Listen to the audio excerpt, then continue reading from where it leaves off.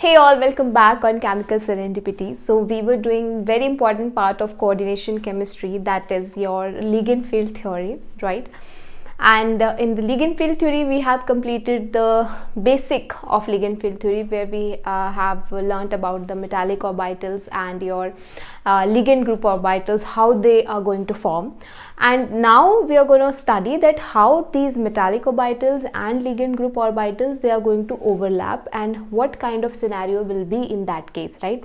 So we are going to discuss for the octahedral, tetrahedral, square planar complexes. So today we are going to start with the octahedral complexes, that how the ligand field theory explains the bonding in the octahedral complexes. So let's get started. So let us start with the ligand field theory for octahedral complex, and I am considering here sigma bonding. Why only sigma bonding? देखते हैं. So let's start that how your ligand field theory explains the formation of your octahedral complex. So we know about the metal, that for the metal we have Ns, which is having symmetry A1G, Np, T1U, N-1D, Eg. Alright, we have done in the previous lecture this thing, and we got the ligand group orbitals having this energy, or we can say the symmetry similar to these symmetries, that is your A1G, T1U and Eg. So how they are going to overlap with one another to form octahedral complex, this is what we are going to study today. Alright, so as you know that I have already told you that this theory is about the linear combination of metallic orbitals and ligand group orbitals. So basically what is going to happen over here is similar to the molecular orbital theory that you guys have already done, right? So here the two kind of orbitals are going to overlap with one another and leading to the formation of a bonding orbital and an anti-bonding orbital. Alright, so that energy diagram we are going to do today for the octahedral complexes having sigma bonding. Alright, so let's start. So in the left hand side I am going to draw the energy of your metallic orbitals, and on the right hand side there will be energy of your ligand. Okay, so for the ligand, whatever is the ligand, those 6 ligands are basically approaching, right? So all of these 6 ligand, they are going to combine. We have already done in the previous lecture, हमने किया था ना summation and सबको sum किया था, और वो किस सिमेट्री किस फेज में आने चाहिए वो पढ़ा था. तो उससे हमें हमारे पास कौन कौन से ऑर्बिटल्स आए थे बोलो. हमारे पास क्या था, A1G and T1U and Eg, ये 3 थे. तो इन तीनों की एनर्जी मैंने सेम लिख दी कि यहाँ पे ये 3 है, ठीक है. दे आर डीजेनरेट ऑर्बिटल्स, तीनों की एनर्जी क्या है, सेम है, इसीलिए यहाँ पे लिख दिया इन तीनों के लिए, जो कि किसके ऑर्बिटल्स हैं, लिगेंड के. कैसे फॉर्म हुए हमने किया था प्रीवियस लेक्चर में. अगर मेटल की देखें तो मेटल के पास क्या होगा, मेटल के पास क्या क्या है, N-1D है ना, जिसको आपने क्या बोला है, जो किस क्या क्या है आपके N-1D क्या है, 2 है ना, Eg है और क्या है, T2G, ऐसा कुछ है. देन हमारे पास क्या है, Ns, जिसकी सिमेट्री क्या है, A1G. देन हमारे पास क्या है, Np, जिसकी सिमेट्री क्या है हमारे पास, T1U. इतनी बात समझ में आ गई क्या किया. देखो इसमें अब 2 क्वेश्चन अराइज होते हैं. पहला क्वेश्चन, यहाँ पर एनर्जी कम क्यों है और यहाँ पर इनकी एनर्जी ज़्यादा क्यों है. तो देखो अब तुम्हारा यहाँ पर क्या है, डोनर कौन है, तुम्हारे जो सिग्मा बॉन्डिंग होगी वो कब होगी, जब तुम्हारे ओवरलैपिंग करेंगे लिगेंड किसके साथ, मेटल के साथ, ठीक है. तो जो ये लिगेंड है, they are having a kind of a electronegative nature. The bonding pair is gonna be more toward your ligand. Alright, so that is why the energy of the this energy of these orbitals of the ligand will be lower comparison to your metallic orbitals. First question. Second question is that why there is a difference in the energy in this one but not in this one. Why? Because this we have already done, that this is the summation of all of those orbitals which are approaching from the different direction. All right, so this whatever these orbitals, ligand group orbitals that we basically we studied in the last lecture, all of them are having the similar energy, but here over here the energies are different because you know that n-1d का energy क्या होगा, comparatively कम होगा ना, then ns then np, ऐसे ही तो पढ़ते आए हैं हम. सो this is how the energy will be in the case of metallic orbitals. Normally जैसी होनी चाहिए. Getting the point? But here it will be lower than that of your metallic orbitals. Now what is going to happen? एक एक करके these orbitals are going to overlap and there will be a formation of your Ml6 octahedral complex, isn't it? So how? So first of all let us consider the overlapping of your A1G. अच्छा, यहाँ पर एक confusion नहीं करेंगे, इसको clear कर लेंगे बात को. जैसे ये हमारे पास A1G, T1U, EG, ये क्या है, सिमेट्रीज हैं ऑर्बिटल्स की, है ना. तो जिनकी डिजेनरेसी क्या है, इसकी 1 है, इसकी 3 है, इसकी क्या है 2. सो टोटल कितने हो गए आपके पास, 3, 2, 1, 6. तो इसको आप इसीलिए इसको 6 कर लेंगे ताकि कन्फ्यूजन ना हो. ठीक है, तो ये 6 ऑर्बिटल्स की बात हो रही है. यहाँ पर भी आपके पास क्या है, EG, T2G, तो दो टोटल कितने हो गए, ये 5, राइट. और ये क्या रहेगा 1, लेकिन ये क्या होंगे 3. So in order to just clear the things in your mind that this basically shows the symmetry and this basically shows the degeneracy of those orbitals having the similar energy, right. So this is how we are going to proceed. Okay, so A1G. अब देखो, जब ligand group orbital, सो ये basically क्या है, ligand group orbitals हैं. तो जब ligand group orbital A1G approach करेगा मेटालिक ऑर्बिटल A1G के साथ, so what is going to happen, बोलो क्या बनेगा, एक A1G बॉन्डिंग बनेगा, है ना, और एक A1G क्या बनेगा, एंटी बॉन्डिंग. एंटी बॉन्डिंग को हम स्टार से बता देते हैं. तो एक हो गया A1G बॉन्डिंग, एक हो गया A1G एंटी बॉन्डिंग. कैसे बना, जब लिगेंड ग्रुप ऑर्बिटल का ओवरलैपिंग हुआ किसके साथ, मेटालिक ऑर्बिटल के साथ. सिमिलरली यहां पर भी क्या आ जाएगा, ऐसे. क्लियर है बात. तो इसको बोला गया bonding. This is your bonding orbital. अब एक और बात ध्यान से देखो, अच्छा उसको बाद में करते हैं, पहले सबका देख लेते हैं. A1G हो गया. अब T1U देखें. T1U में बोलो क्या होगा, T1U भी जब करेगा तो आपस में ओवरलैप करेगा तो क्या बनेगा, बॉन्डिंग एंटी बॉन्डिंग.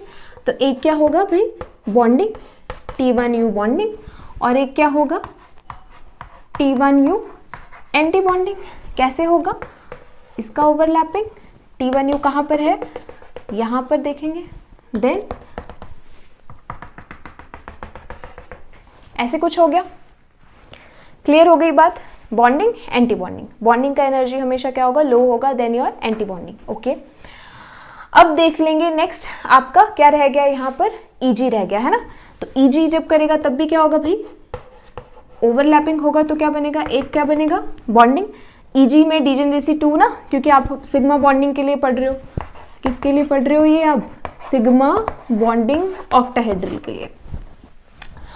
तो आपकी डिजेनरेसी क्या रहेगी 2, क्योंकि ये dx² - 5² और dz² है, the orbital lying along the x and y axis and z axis, right. So ये हो गया बॉन्डिंग. EG यहाँ पे कहाँ पे है, यहाँ पर है, तो ये यहाँ पे, और एक क्या बनेगा, एंटी बॉन्डिंग. तो एंटी बॉन्डिंग का एनर्जी यहाँ पे कहीं पे आएगा, EG*, तो जो आपका यहाँ पे जाएगा. करेक्ट हो गई बात, है ना.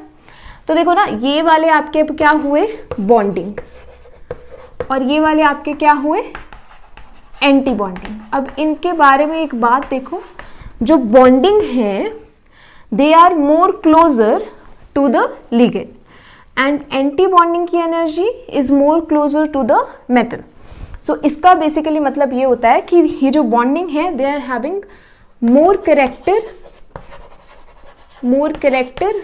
ऑफ लिगेंड, और ये भी बात मैं बताऊंगी भी आपको कैसे. और यहाँ पे they are having more character of your metal because their energy is closer to your metal.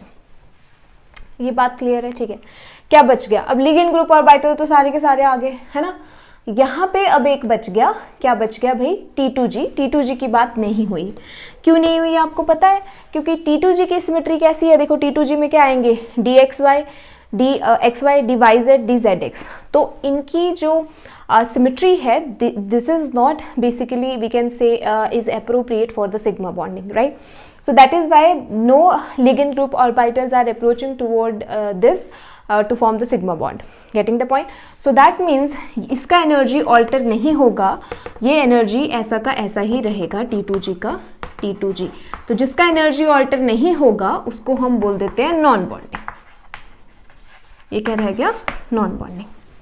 समझ के बाद तो सिंपली क्या हो रहा है कि दो orbital, metallic orbital and your ligand group orbital, when they are overlapping with one another and their energy basically leads to, और those orbital basically, those overlapping basically leads to the formation of two type of orbitals. One with the lower energy are called your bonding, one set with the higher energy are known as anti-bonding, and one which is not involved in the bonding is said to be your non-bonding. So bonding का जो है वो ज़्यादा character है ligand का, because they are closer toward the ligand orbitals. Anti-bonding में ज़्यादा character metal का होगा because they are more closer to your metallic orbitals. So this is pretty much simpler. Now one question that can bother you is that how we are get to know that why the energy levels or this basically whatever is drawn over here, that even G is having the lowest energy, then T1U, then EG. How we can how we can remember this thing, all right? But no need to remember this thing actually, because see you have to do these three important geometries. औरों का नहीं पूछेगा आपको, because of course आप देख के नहीं बोल सकते हो कि basically देखो क्या होता है. इसका रीज़न ये होता है, देखो सबसे ज़्यादा स्प्लिटिंग का डिफरेंस किस में है? A1G में ज़्यादा है और T1U में ज़्यादा है. सबसे कम किस में है? EG में. तो बेसिकली ये बताता है आपका जितना दो ऑर्बिटल्स के बीच की ओवरलैपिंग अच्छी होगी, ठीक है, जितनी ओवरलैपिंग ज़्यादा होगी उतना ही बॉन्ड क्या बनेगा? स्ट्रॉन्ग बनेगा. ठीक है, तो जितना बॉन्ड स्ट्रॉन्ग बनेगा उतना ही एनर्जी डिफरेंस आपका बॉन्डिंग और एंटी बॉन्डिंग में आएगा. क्यों? क्योंकि उतना ही बॉन्डिंग जो है स्टेबलाइज होगा और एंटी बॉन्डिंग डिस्टेबलाइज होगा. तो that is why this basically shows that the overlapping in the orbitals of A1G and T1U is greater than that of your EG. But of course you can't tell like देख के कि हाँ कौन सा किसका overlapping ज़्यादा होगा. तो जस्ट तुमको 3 डायग्राम्स का जो अगर तुम उसको प्रैक्टिस करोगे तो then it will be in your mind that okay fine, this is how it is going to happen. But yeah, on the basis of this, the question is not going to come on the basis of things that you have to remember or cram the energies. All right. Okay. Now, one thing we know that 6 ligand approach कर रहे हैं ना metal की तरफ, तो 6 ligand के पास कितने electrons हुए? 12 इलेक्ट्रॉन्स हुए. हर एक लिगेंड के पास क्या होगा? एक इलेक्ट्रॉन का पेयर हो गया, है ना. तो सबसे पहले अब ये ऑर्बिटल्स का ज़्यादा कैरेक्टर किसका है? लिगेंड का. तो लिगेंड के इलेक्ट्रॉन्स कहाँ पे आएंगे? बॉन्डिंग में ही आएंगे. तो देखो कैसे आएंगे? 1 2 3 4 5 6 7 8 9 10 11 12. अब 12 के 12 यहाँ तो आ गए, ठीक है. अब बचा क्या आपका? T2G. अब मेटल के पास भी तो DN कॉन्फ़िगरेशन है ना, मेटल के पास भी तो इलेक्ट्रॉन्स है. वो कहाँ पे जाएंगे? वो कहाँ से फिल होना शुरू होंगे? T2G से. तो यहाँ पे फिल होंगे और यहाँ पे फिल होंगे. अब कुछ याद आ रहा है आपको? T2G EG, ये तो वैसा सिनेरियो हो गया ना जो क्रिस्टल फील्ड थ्योरी में पढ़ा. तो बेसिकली ये जो डिफरेंस होगा इसी को ही आप डैलो बोल देते हो, crystal field splitting of your octahedral complex. समझ गए ये बात? तो यहाँ से इन दोनों के बीच का डिफरेंस आपको क्या बताता है क्रिस्टल फील्ड स्प्लिटिंग के बारे में. तो whatever is crystal field splitting और diagrams are they can convey the different properties. These diagrams can also convey the similar properties. Alright, तो क्योंकि वो आप यहाँ पे देख सकते हो. When the splitting will be small, it will be the high spin complex. When the splitting will be large, it will be the low spin complexes. So this is the crystal field splitting energy difference, that is T2G and EG. But that EG is not EG, but it is EG antibonding. Alright, what else is left? तो अगर आपसे कोई configuration, electronic configuration पूछ ले तो क्या बोल देंगे भाई? ऐसे लिख लेंगे ना, A1G कितने इलेक्ट्रॉन हो गए? 2. T1U में कितने हो गए? 6. और EG में कितने हो गए आपके पास? 4. फिर आपके T2G में आएंगे P और EG एंटी बॉन्डिंग में आएंगे Q, है ना. तो इस थ्योरी के अकॉर्डिंग आपकी कॉन्फ़िगरेशन कुछ ऐसी बनेगी. जो भी आपका इसमें वो इलेक्ट्रॉन्स आएंगे ना, जब आप ऑक्सीडेशन स्टेट निकाल के आप कॉम्प्लेक्स में देखोगे कि कितने इलेक्ट्रॉन्स हैं, तो वो यहाँ से फिल होना शुरू होंगे.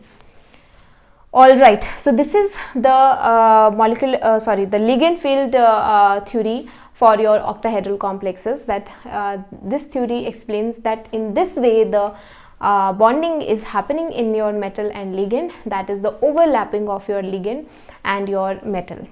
All right, but